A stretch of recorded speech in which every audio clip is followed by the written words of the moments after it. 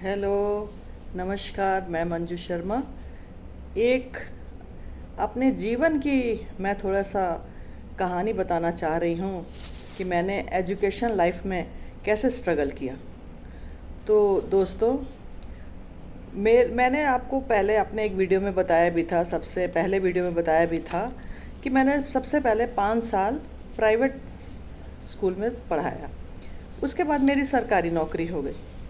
जब सरकारी नौकरी हो गई तो मेरी क्वालिफ़िकेशन मात्र उस समय बीए फर्स्ट ईयर मैंने किया हुआ था, मेरी ग्रेजुएशन भी कंप्लीट नहीं थी।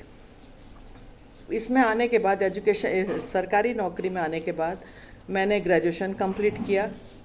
और उस समय का दोस्तों नियम क्या था कि पहले साल आपको पहली कक्षा पढ़ानी है और वही बच्चे पास होकर के जब दूसरे क्लास में जाएंगे तो दूसरे और तीसरे साल क्या होता था कि आपका बीएड में अपने आप ही नाम आ जाया करता था। लेकिन मेरा नाम बीएड में उस समय तक नहीं आ पाया क्योंकि मुझसे सीनियर काफ़ी लोग बैठे हुए थे। तो बीएड का अचानक से आया कि भाई 1 साल का बीएड है तो कर सकते हैं। तो मुझे बहुत ही खुशी हुई। ग्रेजुएशन मेरा उस समय कंप्लीट ही था और मैंने फॉर्म फिलअप कर दिया बीएड के लिए। तो जब मैंने फॉर्म फिलअप किया दोस्तों, तो मैं उस समय की आपको एक कहानी बताना चाह रही हूँ कि चूँकि उस समय गवर्नमेंट जॉब में हमारी कोई सैलरी बहुत ज़्यादा नहीं हुआ करती थी। 2 साल तक हमें मात्र 300 रुपये ही मिले।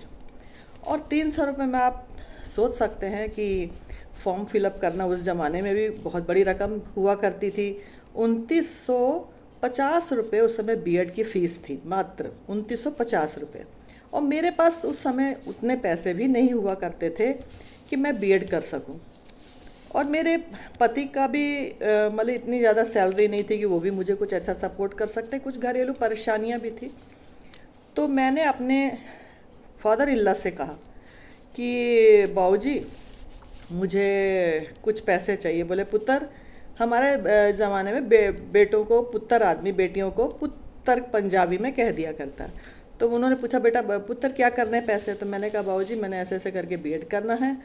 तो उन्होंने मुझसे एक बार भी नहीं पूछा और तुरंत वो बैंक गए और उन्होंने मुझे 3000 रुपये निकाल करके और मेरे हाथ पर ला करके रख दिए।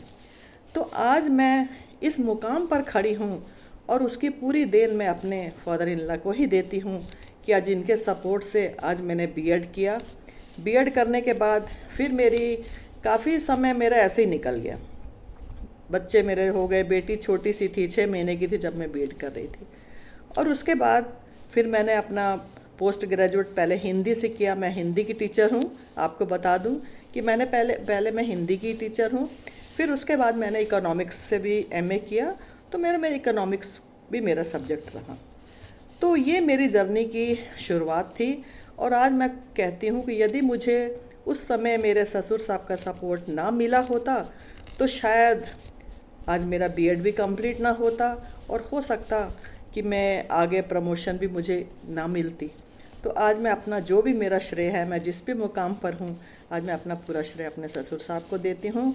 और मैं चाहती हूँ कि हर लड़की, हर बहू इतनी भाग्यशाली हो कि उसको ससुराल परिवार मिले तो ऐसा परिवार मिले कि वो धन्य हो जाए ऐसा परिवार पा करके। और मेरी फैमिली बहुत ही अच्छी है, इसके लिए मैं हमेशा उनका धन्यवाद करती हूँ। दोस्तों, मेरी ये कहानी कैसी लगी और आप भी बताइएगा कि आपको अपनी फैमिली का कितना सपोर्ट मिलता है। और मुझे किसी भी बात की मतलब जो यदि मेरी वीडियो पसंद आ रही तो आप इसे सब्सक्राइब ज़रूर करिएगा, शेयर कीजिएगा, लाइक करिएगा और इसी तरह मुझे आगे बढ़ाते रहिएगा।